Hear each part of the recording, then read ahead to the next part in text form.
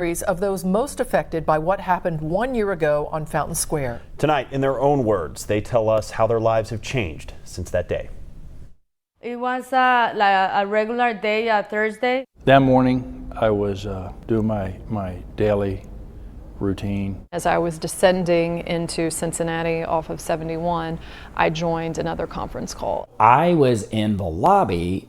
I was actually in a job meeting. I came up through the glass doors at the Westin. And I remember thinking as I crossed 5th Street, watch out at the crosswalk. I heard a loud pop, really. Then I started hearing these cracks, rapid fire cracks. The sheet of glass in front of me was shattered, but it was still fully intact.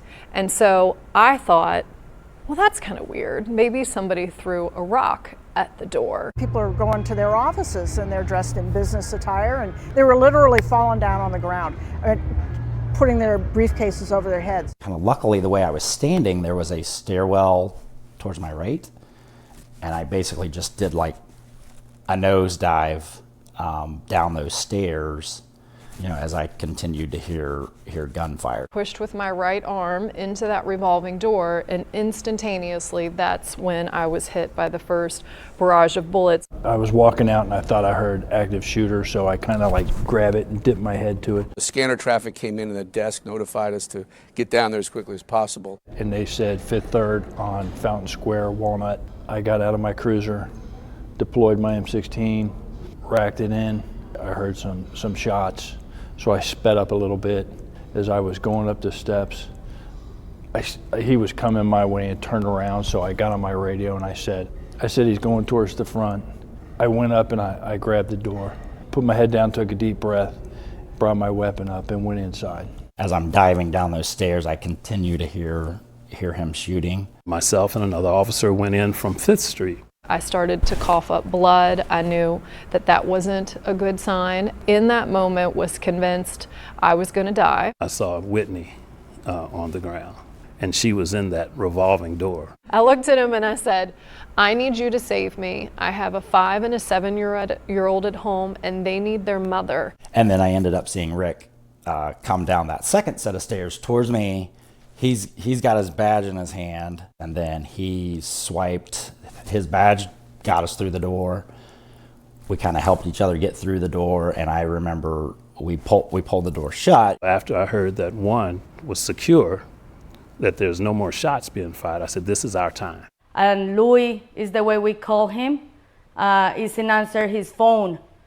So I started calling him, I started texting him, I started looking into the news. Under a circumstance like this, you just want to tell people, here's what it is, here's what we know, here's what we don't know. The first thing you see is just glass and a lot of placards. I kept my hopes up until my brother-in-law called me like around 4 again. There were police lines, they were standing guard, and people had already started bringing flowers. One lesson is to be thankful for our cops and first responders for their heroism, and that in a world where we see this kind of evil, that we also have to point to the good, and the cops are the good.